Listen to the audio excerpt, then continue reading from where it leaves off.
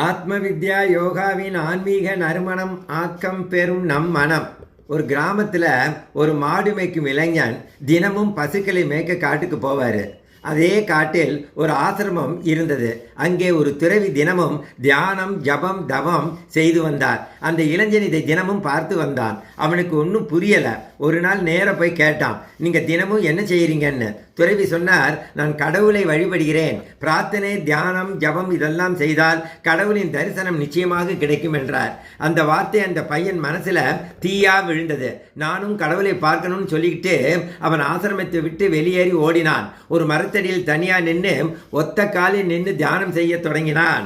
கடவுள் தோன்றும் வரைக்கும் அசைய மாட்டேன் என்ற தீவிர தியானத்தில் ஈடுபட்டான்.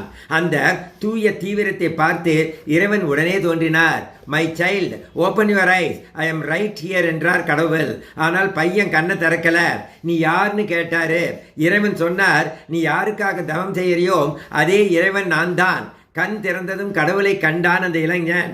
ஆனால் சந்தேகம், உண்மையாகவே கடவுளா என்று சந்தேகித்து கடவுளை மரத்திலே கயிற்றாலை கட்டிவிட்டு துறவியிடம் ஓடினான். துறவியும் அதை கேட்டுவிட்டு ஓடி வந்தார். ஆனால் அவருக்கு யாரும் தெரியல. அவர் கண்ணுக்கு கடவுள் புலப்படவில்லை. கடவுள் அந்த மாடு மேய்க்கும் இளைஞனுக்கு மட்டும்தான் தெரிந்தார்.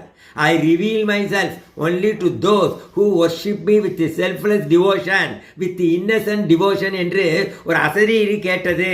தூய சுயநல மற்ற பக்தி சடங்குகள் இல்லாமல் கூட இறைவனை அருகே கொண்டு வரும். ரிச்சுவலிஸ்டிக்காக இருந்தால் பத்தாது, ரியலிஸ்டிக்காக டிவோட்டடாக இருக்க வேண்டும். மனதின் நேர்மைதான் முக்கியம். வெளியில் மட்டும் புனிதம் காட்டுகிறது அல்ல பக்தி. உள்ளம் சுத்தமாக நம்பிக்கையுடன் இருக்க வேண்டும். முழு நம்பிக்கை இருந்தா அனுபவம் வரும். சந்தேகம் இருந்தா கடவுளையே பார்த்தாலும் அதை நம்ப முடியாது. எளிமையும் தீவிரமும் சேர்ந்தால் அருள் தாமதிக்காது. வயசு படிப்பு அனுபவம் முக்கியமல்ல, உள்ளத்தின் தீதான் முக்கியம். அந்த பக்தி வெறிதான் முக்கியம். இதை ஒரு வரியிலே சொன்னால், God does not appear before the learned mind. He appears before the surrendered heart. இறைவா நன்றி.